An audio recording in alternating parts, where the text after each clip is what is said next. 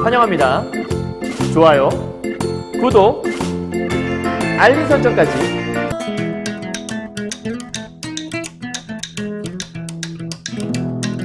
안녕하세요. 경화여고 3학년 학생 여러분, 그리고 전국에서 2026 학년도 수능을 준비하시는 학생 여러분 만나서 반갑습니다. 선생님은 세계 최강 국어쌤 조인수 선생님입니다. 자, 선생님 이제 지금 지지난 강의부터 시작을 해서 EBS 수능 특강에 있는 현대시 작품들을 하나씩 찍고 있죠. 지지난번 강의에서 박두진의 해라는 강의, 지난번 강의에서는 시문의 그날이 오면이라는 시 배웠고, 오늘은 세 번째로 조지훈의 산상의 노래라는 시를 함께 공부하려고 합니다. 그럼 산상의 노래, 어떠한 내용인가를 제목에서 일단 먼저 알 수 있는 게 있네요. 산상의 노래. 산 위에서 노래 부르는 건가 정도 생각하시고 한번 들어가 보시면 좋을 것 같고요. 자, 문학이라고 하는 것들 여러분, 난 문학 읽으면 도대체 아무런 감도 오지 않아. 제일 중요한 건 상상입니다. 이 시 속의 상황을 여러분 떠올려 보시고 내가 그 상에 들어있다라는 가정하에서 시를 분석해 보시는 게 좋겠습니다. 분석이라기보다는 그 안에 빠져보자라는 게 더 올바른 말일 수도 있겠네요. 자, 가보죠. 조지훈의 산상의 노래예요, 여러분. 왜 제목을 산상의 노래라고 지었을까? 아까 얘기했지만 왜 산이죠. 상, 윗상. 그러면 어디 위에서? 산 위에서 뭐 하는 거? 노래를 부른다, 이런 뜻이에요. 그럼 얘는 산 위에서 왜 노래를 부르는 건데 그냥 밑에서 불러도 되잖아요. 굳이 왜 산 위에서? 여러분 상상해보죠. 우리가 어떤 노래를 부를 때 밑에서 막 노래를 부르면 사실은 요 주변에 있는 사람들이 들을 수 있을 건데, 산 위에서 야 하고 노래를 부르면 높은 곳에서 부르면 더 멀리 이렇게 다 퍼져나갈 수가 있잖아요. 그렇죠? 그러면 산 위에서 노래를 부른다는 건 산 위에서 내가 뭔가를 전달하고 싶다, 내가 뭔가를 전하고 싶다, 이런 의미를 또 생각해 볼 수 있을 거예요. 자, 이 시 역시도 마찬가지로 보기가 제시되어 있을 거니까 보기를 토대로 한번 보도록 하죠. 자, 우선 우리 지난번에 봤던 시문의 그날이 오면과 통할 수 있어요. 그죠? 둘 다 일제강점기의 고통을 겪은 우리 민족에게 광복에 대한 이야기. 그러면 기본적으로 이 시 역시도 마찬가지로 일제강점기 하에서 광복에 대한 이야기를 담고 있는 것 같은데, 자, 나시예요. 이번에는요. 일제강점기 지나 광복을 맞이한 기쁨. 그러면 얘들아, 이 시 속에 일제강점기 얘 자체가 중요한 포인트, 얘가 포인트가 아니라 얘를 지나서 뭘 맞이한? 그렇지, 광복을 맞이한 기쁨. 광복을 맞이한 기쁨이라는 게 이 시 속에 들어있다는 얘기고요. 하나 더, 광복 이후에 더 밝은 미래를 염원한다. 그러면 이 광복을 맞이한 기쁨도 있지만 우리가 광복 이후의 시간들을 여러분 잘 기억하셔야 돼요. 문학 속에서 광복 이후의 시간이 되게 많이 나오는데 우리는 광복하자마자 바로 좋아지지 않았어요. 광복이 된 후에도 여전히 나라는 혼란스러웠고, 뭐 신탁 통치 이런 것도 있었고, 그래서 남과 북으로 갈라지고 이런 것도 있었잖아요. 그 결과 나중에 6.25 전쟁이라고 하는 한국 전쟁이 발발하기도 했었고요. 어쨌든 이런 광복 이후에 혼란스러운 사회가 있었는데 이 혼란스러운 사회가 잘 정비되어서 이 광복 이후에 더 밝은 미래가 다가오기를 염원이라는 말은 좀 쉬운 말로 바꿔서 소망이란 말로도 바꿀 수 있겠죠? 자, 그렇다면 이 시 속에서 말하고 싶은 건 광복의 기쁨 하나, 더 좋은 미래에 대한 소망, 요 두 가지를 이 시 속에서 찾아낼 수 있겠구나라고 생각하시고 보시면 좀 더 방향성도 잡을 수 있고, 방향성을 너무 한정짓는다라는 단점도 있을 수 있지만 보기에 맞춰서 또 해석하는 방법도 하나의 문제풀이 방법이 될 수 있으니까 어차피 보기를 토대로 또 문제도 풀어야 되니까 하나 해석을 해보시면 좋을 것 같아요. 자, 준비됐으면 일단 시를 읽으시고, 오케이. 이 시 좀 어려워요. 그냥 되게 쉬운 말로 되어 있진 않고 내용 자체가 좀 약간 좀 추상적일 수 있는데 일단 상상을 해보시면 어렵진 않습니다. 우리 한번 같이 가볼까요? 자, 일단 선생님은 뭐 이런저런 표시들을 해왔는데 표시 자체가 중요하다기보다는 여러분 생각을 좀 같이 해보시는 게 중요할 것 같습니다. 가보죠. 자, 화자 있나요? 보니까 여기 내 홀로라고 되어 있네요. 그럼 마찬가지로 화자는 표면에 드러나 있고요. 표면에 드러난 이 화자가 무슨 얘기하고 있는지 생각해 볼 건데요. 높으디 높은 산마루라고 되어 있으니까 그럼 화자는 어디에 있다라는 거죠? 높으디 높은 산마루에 있다라는 거예요. 우리 제목에 말한 것처럼 화자는 현재 어디 있냐면 산상이라고 되어 있는 거죠. 산상. 그러니까 지금 현재 이렇게 산이 이렇게 있다면 산 위에 이렇게 올라가 있는 거죠. 산 위, 그 산 위에서 낡은 고목에, 여기에 지금 이렇게 해서 나무가 이렇게 있나 봐요. 나무. 이 나무가 있는데 이 나무의 특징은 낡은 고목이라고 되어 있어요. 여러분 고목이라고 하는 거는 일단 기본적으로 최근에 심어진 나무가 아니잖아요. 오래된 나무를 얘기하는 거고. 그다음 낡은 고목이라는 거의 특징은 상상해봐요. 낡은 고목의 특징은 아무런 상처도 없이 깨끗한 나무겠어요? 수많은 상처와 시련들을 겪어서 오랜 풍파를 겪어온 나무겠어요? 당연히 투자에 가깝겠죠. 우리 초등학교 같은데 이제 시골 초등학교 같은 데 가면 그 운동장에 되게 엄청나게 큰 나무도 있단 말이에요. 그런 고목 같은 거. 이육사의 교목이라는 시가 있는데 거기에서 나오는 그런 나무도 그러한 고목이라고 볼 수 있거든요. 따라서 낡은 고목이라고 하는 건 낡디 낡았다, 옛날부터 뭔가 있어 왔던, 그리고 낡은 고목의 상태는 그다지 좋지 않을 거기 때문에 굉장히 많은 무엇을 견뎌온, 시련을 겪어온, 그렇죠? 시련을 겪은 존재가 바로 낡은 고목이라고 볼 수 있겠고, 그럼 어쩌면 이 시를 상징적인 의미로 현실을 대입해서 본다면 일제강점기를 지나 광복을 맞이했다고 했으니 이 시련을 겪었다는 건 광복 그 이전의 시기, 시련을 겪은 어떤 우리 조국의 모습, 이런 것들을 상징적으로 보여줄 수 있다 정도도 얘기할 수 있고요. 자, 낡은 고목에 못 박힌 듯 기대요. 그럼 보세요. 낡은 고목이 있어. 지금 나무에 내가 어떻게 있다고요? 이렇게 해서 기대 있는 거예요. 자, 기대 있어요. 그러면 못 박힌 듯 기대요라고 했으니까 이 나무에 내가 못이 박혀 있는 거야. 쾅 하고. 그럼 나 움직일 수 있나요? 움직일 수가 없죠. 그럼 늘 이 모습 이대로 있을 수밖에 없는 거예요. 그럼 이 모습의 특징이 보여주는 건 변화가 있어요? 없어요? 없죠. 변함없이라는 뜻인 거예요. 자, 그렇다면 이 낡은 고목에 내가 이렇게 해서 기댄 상태에 있어요. 어떤 것도 할 수 없어. 그냥 꼼짝없이 기대어 있는 상태인 거예요. 변함없이 늘 똑같이. 얼마나 답답하겠어. 그런 상황에서 나 혼자, 내 홀로 뭐하? 긴 밤을. 그럼 내 상황이 나와요. 그렇죠? 내가 어떤 상황이었던 거야? 긴 밤을 지내고 있는 상황인 거죠. 따라서 화자는 산상에서 뭘 지내고 있어요? 밤이요. 근데 어떻게 있어요? 홀로요. 그러면 좋아요, 상태가?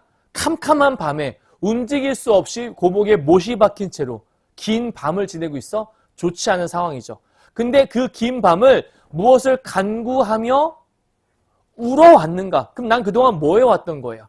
그 고목에 기대어서 밤인데 할 수 있는 게 아무것도 없어서 그냥 뭔가를 바래. 그게 왔으면 좋겠다. 뭔가 정말 그게 간절해 하는 그런 간절함을 가지고서 뭐 했어? 계속 울어왔던 거죠. 그러면 내 정서는 슬픔이란 걸 알 수 있겠네요. 그죠? 그럼 정리하면 화자는 이 밤에 홀로 있으면서 그동안 울어왔던 건데 언제요? 지금까지 쉽게 말하면 울어왔어 이라고 얘기했으니까 여기까지는 과거의 삶을 얘기하는 거예요. 그러니까 나는 지금까지 과거에 늘 계속해서 울어왔던 거야. 내가 할 수 있는 게 아무것도 없었던 거야. 그냥 오로지 낡은 고목에 기대어서 움직일 수 없이 혼자 이 긴 밤을 지새면서 막 울기만 하고 근데 뭔가 바라고 있긴 했어. 그럼 울면서 뭘 바랬을까? 보기에 따르면 당연히 이 간구에 따른 거는 이 무엇이 뭐겠어요? 당연히 광복을 바란 것이 아니었을까라고 생각해 볼 수 있겠죠. 자, 그런데 이 무엇을 간구하며 울었던가? 그러면 무엇을 간구하며 울어왔는가? 궁금하네. 이건가? 아니지. 이 말의 핵심은 도대체 내가 무엇을 간구하며 울어왔던가라는 얘기는 정말 내가 뭔가를 간구하면서 울어왔어 라는 말을 하고 싶었던 거야. 너무나 간절하게 바라며 울어왔던 시간이 있다라고 얘기하는 거죠. 따라서 이 부분은 진짜 물어보는 말이 아니라 말하고자 하는 바가 정해져 있는 서리법에 가까운 부분이라고 볼 수 있을 거예요. 이해하셨나요? 그럼 여기서 이 울음이라고 하는 건 뭐겠어요? 현실을 반영하자면 아마도 무엇을 잃은 슬픔이냐면 나라 잃은 슬픔에 울어왔다란 얘기를 하고 싶었을 거예요. 자, 그런데 이제 좀 바뀌기 시작해요. 감탄사 또 나오네요. 그럼 우리 지난 시간에 배웠던 시문의 그날이 오면에서도 그날이 와서 그날이 와서 라고 얘기했어요. 여기도 똑같네요. 감탄사 이용해서. 그럼 이 두 개의 시를 엮는다면 감탄사라는 공통점이 또 보이기도 하네요. 자, 지금까지는 좋지 않았지만 이 아침, 오케이, 아침이 왔어요. 그죠? 자, 그렇다면 긴 밤과 아침은 당연히 뭐가 될 수 있냐면 이렇게 대조가 될 수 있겠죠. 그럼 지금까지는 내가 울어왔지만 이제 울지 않을 수 있을 것 같아요. 자, 아침이 온 거예요. 그래서 시들은 핏줄에 구비구비로 사늘한 가슴에 한복판까지 어떻게 아침이 되어서 은은히 종소리가 울려오고 있다라고 돼 있어요. 그죠? 그럼 여기서 은은히 울려오는 종소리는 좋은 이미지예요? 좋지 않은 이미지예요? 아침이 와서 들려오는 종소리이기 때문에 좋은 이미지의 모습일 거예요. 그럼 정리하면 시들은 핏줄, 여러분 핏줄은 팔딱팔딱 뛰어야 되고 생기가 넘쳐야 돼요. 근데 그 핏줄이 시들어 있다는 건 핏줄이 제 역할을 못하고 있다는 거죠. 그러니까 삶에 가까운 게 아니라 죽음에 가까운 상태. 그리고 사늘한 가슴이 막 열정이 넘치는 게 아니라 차갑게 식어 있어. 왜? 현실이 좋지 않으니까. 따라서 이 시들은 핏줄과 사늘한 가슴이라고 하는 이 부분들은 언제와 연결돼요? 아침과 혹은 저녁, 밤 중에? 당연히 이 밤하고 통할 수 있는 말들인 거죠. 그러니까 그 긴 밤을 핏줄이 시들어 있었어. 내 가슴은 식어 있었어. 싸늘하게. 근데 아침이 오자 그 시들었던 가슴에 이 핏줄에 은은하게 종소리가 들려오고 있다는 거예요. 이 종소리가 이 가슴을 자극하고 이 핏줄을 자극하고 있다는 거죠. 그렇다면 종소리는 청각적 이미지가 있다고 얘기할 수 있겠고, 이때의 종소리가 의미하는 것들은 무엇이냐면 얘가 그렇게 간구하던 날이 왔음을 알려주는 소리라고 볼 수 있겠죠. 그러면 무슨 소리야? 내가 바라던 순간이 왔음을 뭐하는 소리? 알리는 소리야. 그동안 핏줄이 식어 있었고 싸늘한 가슴은 이렇게 있었어. 근데 어디선가 종소리가 들려오기 시작해. 야, 네가 바라는 게 왔다. 네가 바라는 게 왔다. 왔다니까. 왔어 하고 은은하게 스며들고 있는 부분인 거예요. 이해하셨어요? 자, 상상합시다. 내가 지금 나무에 기대어 있어요. 할 수 있는 게 아무것도 없어. 밤이야. 캄캄해. 눈을 감아봐요. 눈앞이 캄캄해요. 할 수 있는 게 아무것도 없어요. 자, 그런데 이런 상황 속에서 정말 간절히 바라는 것이 있었어. 아, 제발 뭔가가 오기를. 제발 오기를. 근데 아직 오지 않으니 그동안은 계속 뭐 하기만 했어? 울기만 했어. 그런데 드디어 앞이 밝아오기 시작해. 자, 뭐가 오는 거죠? 아침이 오는 거예요. 자, 아침이 오기 시작하면서 이제는 시들어있던 핏줄, 그리고 싸늘한 가슴 속에 뭔가 따스함, 뭔가가 울려오기 시작해. 야, 너 되게 바랬던 거 있지? 그게 왔다 하고 나를 이렇게 자극하기 시작하는 거죠. 자, 그런데 끝날 때 이렇게 서술어로 끝난 게 아니라 뭘로 끝났냐면 명사로 끝났죠. 자, 이럴 때 우리가 쓸 수 있는 말은 명사형으로 종결되었다라고 얘기하거든요. 그러니까 이어는 명사형 종결로 끝난 부분이에요. 그럼 이 명사형 종결은 어떠한 의미로 시험 문제 출제할 수 있냐? 이런 거죠. 내가 너를 사랑한다 라는 구절과 내가 사랑하는 너, 혹은 내가 너를 향한 나의 사랑, 이렇게 명사로 끝날 때가 있어요. 그러면 나는 너를 사랑해 라고 하면 사랑해라는 말에 집중이 되지만 너를 향한 나의 사랑 이라고 끝나버리면 사랑? 왜 명사로 끝났지? 그럼 그 명사란 말에 우리가 아무래도 집중을 하게 돼요. 그러면 이럴 때 쓰는 말이 명사형 종결을 통해서 그 부분에 우리의 모든 시상이 집중된다. 그래서 이런 말을 쓰죠. 시상이 여기에 집약되었다라고 얘기하는 거예요. 여기에 뭉친다라는 거예요. 내가 말하고 싶은 모든 건 딱 한마디에 담아내는 거죠. 이제 내가 그 바라던 뭔가가 다가오고 있어. 어디? 저 종소리에. 종소리가 중요한 거죠. 이걸 강조하고 싶은 거예요. 이 종소리는 뭐랑 연결되는 거죠? 아침의 종소리예요. 밝은 게 왔음을 알려주는 거죠. 이해했나요? 자, 3년 가요. 이제, 자, 우리 아까까지는 과거였어요. 내가 눈물을 흘려왔던가. 근데 이제잖아. 이제는 과거가 아니야. 언제야? 지금이야. 뭐가 왔는데? 아침이 왔다니까. 그 아침, 이제 왔어. 좋은 게 온 거야. 종소리가 들려오고 있어. 그러니 이제는 눈 감아도 오히려 꽃다운 하늘이라는 거예요. 여러분, 눈 감아도라는 말을 우리가 보통 눈 언제 감죠? 쉬운 예로 우리가 눈 언제 감죠? 보통 첫 번째, 잠잘 때 눈을 감죠. 자, 눈 감아. 혹은 기도할 때도 눈 감네요. 그죠? 기도할 때도 눈을 감죠. 그리고 가장 확실한 또 하나의 눈 감음은 영원히 뜨지 않을 눈 감음은 언제죠? 당연히 죽음에 관한 거죠. 따라서 이 부분에 이제 눈 감아도 오히려 꽃다운 하늘이야. 이 얘기는 눈 감아도 나는 여한이 없어. 이런 얘기하는 거죠. 왜? 이렇게 꽃다운 하늘이 왔는데 눈을 감아도 오히려 여기는 이제 꽃다운 하늘이야. 내가 죽어도 이제 여한이 없다라는 얘기를 하는 거예요. 따라서 이제 눈 감아도 오히려란 말은 우리 부모님들이 흔히 그런 얘기 하시죠. 난 이제 죽어도 여한이 없다. 왜? 내가 그렇게 바라던 그때가 왔거든요. 따라서 눈 감아도 나는 여한이 없다. 왜? 이 꽃다운 하늘이 왔으니 그럼 이 꽃다운 하늘이라고 하는 것들은 뭐랑 반대가 되는 거죠? 이제라는 현재가 왔으니 아까 앞에서 말했던 그 긴 밤과 반대가 되는 구절이라고 볼 수 있겠죠. 그리고 내 영혼의 촛불로 이제는 꽃다운 하늘이 됐잖아. 그래서 내 영혼의 촛불로 어둠 속에 나래 떨던 그러면 내가 그동안 밤 속에 있었다고 했으니 이 긴 밤이라고 하는 건 여기 말하는 어둠 속을 얘기하는 말이겠고 그 어둠 속에서 나래, 이 말을 알아둡시다. 나래는 날개란 뜻이에요. 자, 그 날개를 떨던 샛별이 있대요.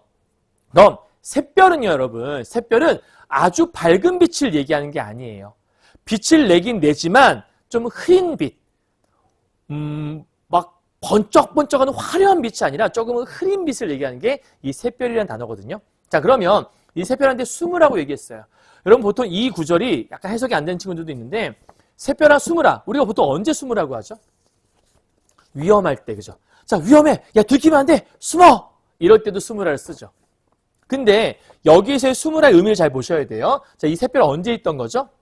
어둠 속에서 날개를 떨던 샛별이에요. 그리고 이 샛별은 어떻게 떠 있던 거지? 내 영혼의 촛불로 인해 밝혀져 있던 샛별인 거예요. 그러면 촛불은 강한 불인가요? 촛불도 약한 불인 거죠. 그러면 이때 샛별과 촛불은 빛은 빛인데 강한 빛이 아니잖아. 그럼 이런 얘기지. 내가 그동안 아까 고목에 기대어 밤을 지내왔죠. 어둠 속에 있었단 말이에요. 근데 그 어둠 속에 마냥 깜깜하게만 있었던 건 아니었던 거예요. 그 캄캄한 속에서 나름대로 뭔가 간구하면서 빛을 찾아보려고 미세한 빛과 함께 했던 거죠. 근데 이 빛이 너무 강하지 않다 보니 어둠을 완벽하게 밝히지 못했던 거예요.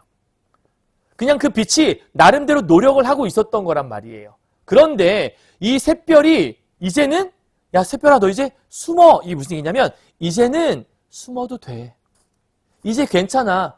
좀 쉬운 말로 풀이하면 이제는 좀 쉬어도 돼. 그동안 고생했어. 이런 얘기인 거죠. 왜요? 뭐가 왔으니까요. 아침이 왔으니까요.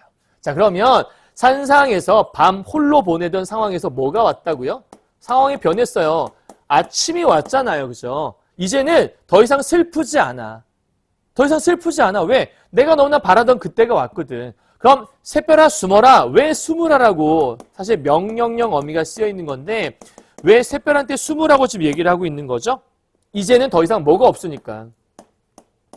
이제는 어둠이 없잖아. 그치? 어둠이 없으니까 이제는 네가 좀 쉬어도 돼. 이제는 어둠이 왔으니 이제는 더 이상 뭐 하지 않아도 돼? 네가 이제 조금 쉬고 편안하게 숨어도 돼. 정확히 말하면 아침이 오면 햇빛이 뜰 거니까 이제는 그 햇빛 속에 숨어도 돼. 이런 얘기 하는 거죠. 여러분 아시겠지만 사실은 달빛이나 별빛이 사실은 지는 게 아니죠. 해가 떠 있는 동안에는 햇빛이 너무 강하기 때문에 달이 우리 눈에 보이지 않는 것 뿐인 거죠. 그죠? 인지되지 않는 것 뿐이니까. 그 상황과 똑같다고 생각하시면 돼요. 그러니까 밤이 되어서 샛별이 떠서 밤에 별이 뜨면 밝긴 밝지만 굉장히 밝진 않잖아요. 그죠? 그런 상황 속에서 해가 뜨면 이제는 그 햇빛 속에 이 별빛이 녹아 들어가게 되는 거예요. 사실은 햇빛이 너무 강해서 얘가 더 이상 보이지 않게 되는 모습이 있는 거죠. 그 모습을 얘는 뭐라고 설명한 거예요? 별빛 고생했어. 이제 햇빛 뒤에 숨어 있어도 괜찮아. 너 역할 잘했어. 이렇게 얘기하는 거죠. 기가 막힌 상상 아니에요. 그죠? 별빛이 떠 있어. 근데 우리가 여러분 밤에 깜깜할 때 별 떠 있으면 막 세상이 엄청 환한가요? 그러지 않잖아요. 별빛이 떠 있어도 그냥 조금 밝을 뿐이잖아요. 그죠? 그런데 조금 밝을 뿐인데 이게 아침이 되어 햇빛이 떠버리면 얘가 그럼 별이 사라지나? 별은 늘 그 자리에 있죠. 사라지는 게 아니라 햇빛이 떠서 얘가 그냥 보이지 않게 될 뿐. 이거를 얘는 햇빛 속에 숨었다라고 지금 상상을 해낸 거죠. 시인들은 정말 대단한 것 같아요. 그죠? 자, 샛별아 숨어라. 이제 더 이상 좋지 않은 상황은 없으니 이제는 좀 쉬어도 돼. 이제는 좀 더 네가 편안히 있어도 돼. 라고 얘기했던 거예요. 그러니까 이 샛별이라는 것들은 뭐 한 거냐면 과거에 그동안 뭘 해왔던 애야? 어둠을 밝혀왔던 그런 존재가 샛별이었던 거죠. 근데 이제는 더 큰 광명에 왔으니 해가 떠서 아침이 되었으니 이제는 쉬어도 된다고 얘기를 하는 거예요. 그러니까 이 광복의 기쁨을 얼마나 좋으면 이렇게 표현하고 있을까를 생각해 보시면 되는 거고요. 자, 그 다음 환히 트이는 이마 위에 떠오르는 햇살. 자, 아침 햇살 얘기하는 거죠. 이 햇살은 10월 상달의 꿈과 같다. 그러니까 햇살이 뭐가 같아요? 10월 상달의 꿈과 같대요. 사실 10월 상달이라고 하는 것들은 10월, 우리 추수하는 계절이잖아요. 가을이라는 계절. 10월 상달이라고 하는 건 뭐냐면 핵곡식을 신에게 드리기 가장 좋은 날이라고 해요. 그러면 신에게 뭔가 제사 드리기 가장 좋은 계절? 쉽게 말하면 1년 중에 가장 기쁜 계절이야. 수확의 기쁨을 표현할 수 있는. 그러니까 이렇게 햇살이라고 하는 것이 1년 중 가장 기쁘고 신에게 감사할 수 있는 그러한 때와 같다라고 설명하는 거죠. 마치 그러한 꿈 같은 시절이라는 얘기를 하고 있는 거예요. 그럼 이때 햇살이라고 하는 것들은 뭘 얘기하는 거냐면 시대상을 고려하자면 광복의 기쁨을 노래하는 거다. 광복의 기쁨을 표현하는 거다. 광복의 그 순간을 얘기하는 거다. 그게 얼마나 좋은 거야? 마치 10월 상달의 꿈. 신에게 이 핵곡식을 바치면서 그 기쁨을 표현한 그 순간, 그러한 기쁨의 순간과도 같은 게 바로 지금 이 순간이라고 얘기하는 거예요. 갓고나라고 하는 것들은 여러분 아시겠지만 감탄형 어미, 영탄법이 쓰여 있는 거예요. 참고하시고요. 넘어갑니다. 메마른 입술에 피가 돌아. 왜요? 메마른 입술은 앞에서 얘기했던 사늘한 가슴과 똑같은 거겠죠. 근데 이 메마른 입술에 피가 돌기 시작해. 왜? 밤이어서? 아니죠. 아침이 왔기 때문에. 이제는 스며드는 종소리 아까 기억나세요? 아침이 와서 모든 게 좋아지고 있단 말이에요. 자, 메마른 입술에 피가 돌아. 오래 잊었던. 그럼 얘들아, 왜 오래 잊었던 거지? 그동안은 긴 밤, 시련 가득한 밤이었거든. 그럼 여기서 메마른 입술이라고 하는 것들은 그 과거에 힘들었던 그 시련들을 얘기하는 것이고 거기에 피가 돌기 시작했다라는 것. 그럼 여기서 메마른 입술에 피가 도는 이 모습은 앞에서 말했던 그 시들은 가슴. 그렇죠? 혹은 시들은 가슴이었나? 시들은 핏줄이었네. 시들은 핏줄이지 참. 시들은 핏줄. 그리고 서늘한 가슴. 사늘한 가슴이었나? 요 단어와 반대되는 구절이라고 볼 수 있겠죠. 오해하면 안 돼요. 그럼 메마른 입술은 얘네랑 같은 거고요. 메마른 입술에 피가 돌았다는 내용이 얘네랑 다른 거라고 보시면 될 것 같아요. 이해하셨죠? 자, 그런데 피가 돌았어. 그래서 어떤 일이 벌어지는 거야? 피가 도니까 그동안 오래 잊었던, 그럼 언제 잊고 있었어? 여기 이렇게 생략된 말은 그동안 밤이어서 이런 말이 생략되어 있는 거겠죠? 그러니까 밤이었어. 내가 할 수 있는 게 아무것도 없었고 그냥 간구하는 것밖에 할 수 없었어. 너무나 암울했기 때문에 피리 소리도 그동안 잊었어. 피리를 감히 함부로 불지 못했어. 근데 그 피리의 가락을 이제 내가 뭐 한대? 더듬는다고 나와요. 여러분 여기서 이제 여러분 중요한 포인트가 하나 있는데 선생님이 이 부분을 이제 학교에서 수업할 때 이런 얘기 했었어요. 가락을 더듬는 건 가락, 눈에 보이지 않는다. 그럼 어떤 개념이지? 추상적 개념이요 라고 설명을 친구들이 많이 했어요. 근데 눈에 보이지 않는 건 추상적 개념이냐? 잘 생각하셔야 돼요. 설명을 그럴듯하게 포장할 수 있는데 사실은 이 가락을 더듬는다는 거 있잖아요. 여기 일로 옮길게요. 가락을 더듬다라고 얘기했을 때 우리가 오해할 수 있어요. 가락은 눈에 보이지 않지? 네, 보이지 않는 거니까 어떤 개념일까? 추상적 개념이요? 이렇게 대충 얘기할 수 있거든요. 근데 사실은 추상적 개념이라고 하는 거 정확히 정리해야 돼요. 추상적 개념이라고 하는 것들은 어떤 것들이냐면 얘는 감각적으로 인지할 수가 없는 것들이 추상적 개념이에요. 쉽게 말해서 볼 수 없는 것을 넘어서 만질 수도 없고 들을 수도 없고 맡을 수도 없고 맛볼 수도 없는 감각적으로 표현이 불가능한 것들. 대표적인 것들이 시간 같은 거 얘기하는 거죠. 시간은 맛볼 수도 뜯고가 아니죠. 맛볼 수도 없고 들을 수도 없고 볼 수도 없고 그런 것들 얘기하는 거기 때문에 그럼 여기서 가락이라고 하는 건 그러면 추상적 개념이냐? 아니죠. 가락은 소리잖아요. 그럼 얘는 청각이란 말이에요. 그럼 여러분이 추상적 개념 나오면 뭐 어디까지 가냐면 선생님 추상적 개념의 구체화 이런 거 아닌가요? 라고 얘기할 수 있는데 아니요. 청각이고요. 더듬는 건 여러분 뭐죠? 이걸 이렇게 설명했었어요. 애들한테. 가락은 눈에 보이지 않잖아. 네. 이걸 더듬었어. 그러면 눈에 보여 더듬을 수 있지 않겠니? 네. 그럼 무슨 하지? 시각화요라고 얘기했던 친구들이 있단 말이에요. 이제 수업 때 다 설명했으니까 다들 알겠죠. 그리고 혹시라도 모르는 친구들은 정리하셔야 돼요. 자, 여긴 청각이고요. 더듬는 건 눈에 보이지 않나요? 눈에 보여야만 더듬을 수 있나요? 상자 안이 캄캄하다고 했을 때 손만 딱 집어넣어서 안 보여도 더듬는 건 가능하잖아요. 그럼 더듬다라는 것들은 뭐냐면 촉각이라는 표현으로 얘기할 수 있죠. 감각으로. 그렇다면 얘는 추상적 개념의 구체화 이게 아니라는 거죠. 그럼 뭐예요?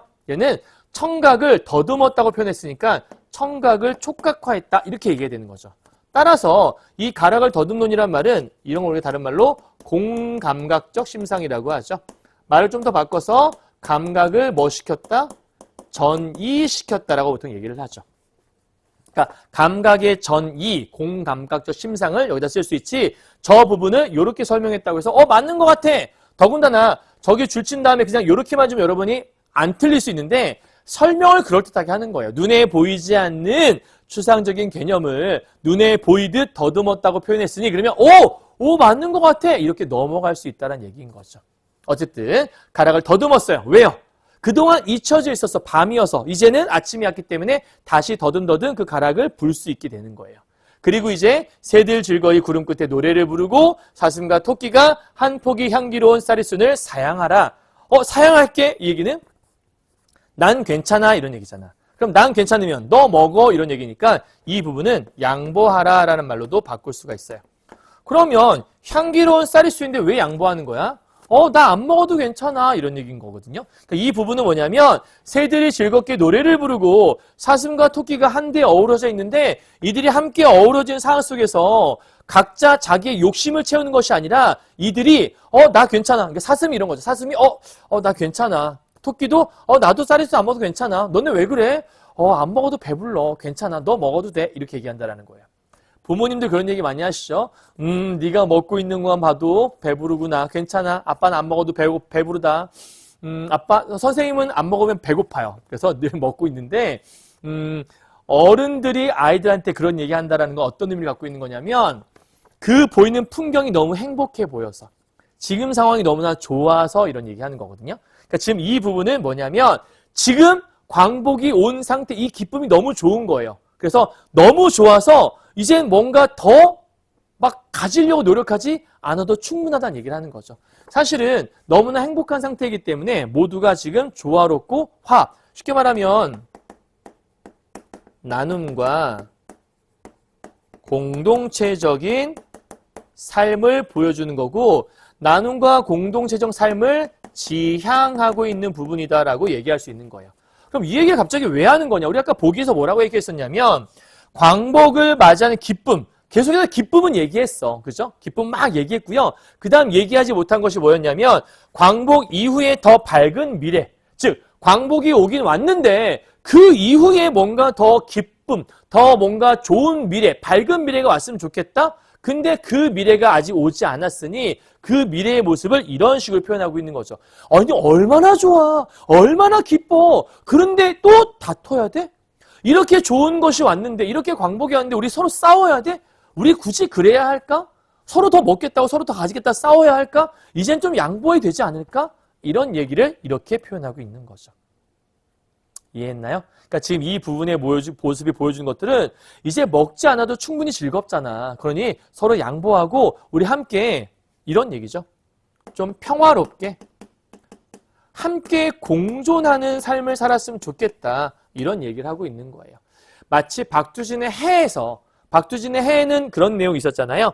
사슴이 오면 사슴과 함께 놀고 칡범이 오면 칡범이 함께 놀고 그럼 사슴과 칡범이 어우러져 노는 공존, 조화, 화합을 이루는 그게 언제였죠? 광복 직후에 혼란스러운 세계가 잘 하나로 버무려지길 바라는 사회였잖아. 이것이 바로 그와 비슷한 사회라고 볼 수 있는 거죠.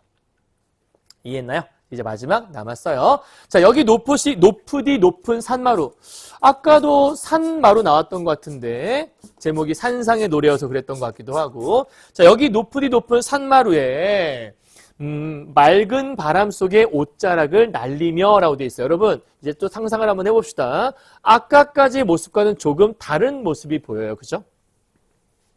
자, 아까까지의 모습은 어떤 모습이었냐면 조금은 힘든 모습이었죠. 자, 선생님이 한번 예를 들어보도록 할게요. 자, 이런 내용이에요. 1년에서의 우리 산상의 모습은 이런 모습이었어요. 낡은 고목이 있고요. 그 낡은 고목에게 기대어 있었어요. 그리고 내가 할 수 있는 건 아무것도 없었고 왜? 깜깜한 밤이었거든요. 그냥 못 박힌 듯 박혀서 할 수 있는 게 아무것도 없어서 그냥 뭔가를 간구만 했어요. 어서 그날이 왔으면 좋겠다. 간구하면서 계속 한없이 모았죠. 울기만 했죠. 그게 과거의 삶이었어요. 자, 근데 이제 조금 달라요. 이제 그 산 위에 올라와서 산이 올라와서 얘의 모습이 더 이상 여기에 못 박힌 채 울고만 있는 모습이 아니라 맑은 바람 속의 옷자락, 약간 이런 모습이죠. 주머니에 딱 손 넣고 이제 참 좋구만, 이런 모습인 거예요. 그러니까 아까까지는 어떤 모습이었던 거죠? 아까는 그냥 슬퍼서 할 수 있는 게 아무것도 없이 그냥 낡은 고목에 못 박힌 듯 기대어 있었다면, 이제는 기대인 것이 아니라 앞으로 나와 맑은 바람 속에 옷자락 막 쉬지, 막 옷자락 펄럭이면서 야, 좋은 세상이 왔구만, 아침이 왔어, 이렇게 지금 얘기를 하고 있는. 따라서 맑은 바람 속에 옷자락을 날리며라는 것들은 어떤 거냐면, 내가 그렇게도 간구하던 시간이 이루어진, 그죠? 이루어진 이후에 산상의 모습을 이렇게 표현하고 있는 거죠. 이제는 맑은 바람 속에 옷자락이 휘날리고 있는 모습을 설명하는 거예요. 그렇게도 간구했던 그 순간들이 왔다라고 얘기하는 거죠. 그곳에 내가 홀로 서서 무엇을 기다리며 노래하는가? 분명히 간구하던 시간이 왔다고 했는데 뭐가 또 뭘 기다리는 거지? 그럼 이때의 무엇이라고 하는 건 좀 다르겠네요. 그죠? 앞에 쪽에서의 무엇이라고 했던 거 있잖아요. 그때의 무엇은 과거에 힘들었던 순간들을 잊을 수 있도록 광복이라는 것이 오길 바랬던 그런 현재 상황을 좀 고려해 본다면, 여기에서의 무엇이라는 것들은 뭐죠? 아까 말했던 여기죠. 요거. 광복 이후에 더 밝은 미래. 그러니까 여기는 완전한 화합의 미래. 여기서 포인트는 이 무엇은 완전한 미래를 상징한다. 그럼 이때의 완전한 미래라는 것들은 뭘 얘기하는 거냐면, 광복 이후에 더 밝은 미래, 보기에 따르면 광복 이후에 잘 조화와 화합을 이룬 더 밝은 그 미래, 이제는 이러한 더 밝은 미래를 내가 기다리면서 노래하고 있다라는 걸 말하고 싶었던 거죠. 내가 뭘 기다리며 노래하는지 알아? 나 그런 미래 기다리고 있어. 그러니까 맨 마지막에 다시 한번 이렇게 해서 내가 바라던 그 세계에 대한 것들을 노래하고 있다라고 생각하시면 어렵지 않을 것 같아요. 사실 이 시는 1945년에 지어진, 그때 발표된 시라고 알고 있는데, 45년에 발표됐다는 건 광복이 된 그 순간의 기쁨을 이렇게 표현했고, 우리 그동안 힘들었지. 일제강점기가 아니기 때문에 일제강점기 때 힘들었던 걸 잠깐 앞에서 언급한 후에 바로 광복된 상황을 가정에서 얘기를 막 하고, 근데 광복이 됐는데도 여전히 혼란스럽고 조금 힘든 것들이 있으니 이제는 완벽하게 더 조화를 이루고 화합을 이룬 더 멋진 미래가 오기를, 더 밝은 미래가 오기를 소망하는 모습이 들어있다. 따라서 슬픔에 있었지만 이제는 더 밝은 미래를 소망하는 기대와 소망으로 바뀌는 시. 자, 그런데 여러분 잘 보시면 뭐가 있냐면요. 이 부분과, 여러분 잘 봐요. 여기 높으디 높은 산마루, 1년 잠깐 갔다 올까요? 높으디 높은 산마루, 비슷한 구절이 있네요. 다음 넘어가서요. 맑은 바람 속에 옷자를 날리며 내 홀로 서서, 다시 1년 갈게요. 내 홀로 긴 밤을, 그럼 현재 지금 약간 좀 비슷하지 않나요? 마지막, 무엇을 간구하며 울어왔는가? 마지막 줄에서 여기 보니까 무엇을 기다리면 노래하는가? 말이 조금 다르긴 하지만 전체적인 구조는 좀 비슷해요. 그죠? 그래서 이럴 때 우리가 쓸 수 있는 말이 뭐죠? 바로 앞과 뒤가 유사하네, 비슷한 것이 배치가 되었네, 수미상관 구조라고 할 수 있고, 정확하게 똑같진 않기 때문에 앞에다가 이런 말 붙이면 될 것 같아요. 변형된 수미상관 구조를 가지고 있는 작품이다. 이렇게 얘기하게 되면 오케이, 정리 끝이라고 될 수 있을 것 같아요. 됐죠? 자, 이제 마지막 이것만 꼭꼭꼭 정리하고 심 정리해보도록 할까요? 여기는 선생님이 적어가면서 정리해 주도록 할게요. 자, 이 시의 주제가 뭐니라고 누군가가 물어본다면 이 시의 주제는 광복을 맞이한 현실에 대한 기쁨과 미래에 대한 소망. 그러니까 현재 광복을 맞이했으니까, 그죠? 광복을 맞이한 지금 현재죠. 현실에 대한 기쁨을 노래하고 있고, 그러니까 광복을 맞이한 현재 상황에 대한 기쁨을 노래하고 있는 거예요. 여기에 더해서 더 좋은 미래에 대한 소망을 함께 노래하고 있는 작품이 이 작품의 특징이다라고 여러분 주제라고 정리하시면 될 것 같고요. 자, 이 작품에서 여러분 보였던 거 혹시 기억나세요? 방금 얘기했지만 변형된 어떤 구조를 갖고 있다? 그렇지, 변형된 수미상관 구조를 가지고 있다. 이거 정리하셔야 되고, 두 번째, 아까 감각이 어떻게 된 부분이 있었죠? 전이된 부분이 있었죠? 다른 말로 감각적인 심상이 드러나는 부분이 있었어요. 이것도 여러분 체크할 수 있어야 되겠고요. 여러분 여기 대립적 이미지의 시어가 보였나요 혹시? 대립적 이미지의 시어? 기억나요? 대립적 이미지의 시어들은 밤이라는 배경과 아침이라는 배경이 이렇게 대립적 이미지를 갖추고 있다고 얘기할 수 있었죠. 이런 것도 여러분 찝어내시면 어렵지 않을 수 있을 것 같아요. 됐나요? 여기까지요? 오케이. 또 뭐가 있었을까? 아까 보니까 여러분 책에서 그러니까 수문화란 말 있었잖아요. 그러면 네 번째 무슨형 어미도 있고요. 그렇지. 명령형 어미 같은 것들이 들어있고 명령형 어미를 통해서 줄 수 있는 건 소망이라고 얘기했었죠. 이제 숨었으면 좋겠어. 왜? 이젠 네가 쉬어도 괜찮을 것 같거든. 그러니까 그 명령형 어미를 통해서 상황이 좋아졌음을 다시 한번 강조하고 밝히고 있는 부분이라고 보시면 어렵지 않을 것 같아요. 자, 그리고 나머지 부분들은 또 뭐가 있을까? 여러분 책에서 얘기했던 것 중에 하나가 혹시 직유법 기억나나요? 1년에서 그런 거 있었죠. 높으니 높은 산마루에 못 박힌 듯 기대어라고 있었으니까 그런 부분도 있겠고 또한 과거와 현재에 대한 모습도 있고 왜냐하면 아까 과거는 울고 있었고 현재는 기뻐하고 있으니까 그래서 다섯 번째로 과거와 현재가 조금은 다른 모습으로 등장돼 있다. 과거는 울어왔던 모습, 현재는 기뻐하고 있는 모습 이렇게 대비를 이루고 있다는 것도 생각해 볼 수 있겠네요. 이해하셨죠? 여기까지 정리 끝! 다 했습니다. 자, 고생 많으셨고요. 선생님하고 오늘 이제 조지오의 산상의 노래 봤는데 사실 이 시가 그냥 혼자 보기엔 조금 어려울 수도 있는데요. 어렵다라는 말로 계속 자기 스스로를 납득시키면 안 돼요. 어려워도 혼자 읽어내려고 노력을 하셔야 되고 정 힘들 때는 잠깐 참고하실 정도의 어떤 그런 강의를 활용하시면 좋을 것 같고요. 너무 선생님들의 강의에 너무 목을 매거나 선생님들의 강의에 너무 매달리게 되면 사실 스스로 해석할 수 있는 힘이 사라지게 돼요. 그러면 모의고사나 혹은 내신도 마찬가지지만 수능은 특히나 볼 수가 없어지거든요. 그래서 사실 이렇게 강의해드리는 것들은 전혀 해석을 하지 못하는 친구들이 아예 엄두도 내지 못할 때 그럴 때 조금이나마 도움을 드리기 위해 하는 거고요. 어느 정도 이제 난 좀 숙달이 된 것 같다. 그럴 경우에는 스스로 해석을 해보시고 선생님이 말한 거랑 비교도 해보시는 그러한 작업을 좀 하시면 좋을 것 같습니다. 이제는 동등한 조건에서 저렇게도 해석했어? 난 이렇게도 봤는데 라고 이렇게 비교할 수 있는 여러분이 되었으면 좋겠습니다. 자, 고생하셨고요. 우리 다음 시간에는 264의 황혼이라는 시로 만날 거거든요. 그렇게 다시 한번 보도록 하겠습니다. 여러분 국어 늘 화이팅입니다. 여러분 안녕.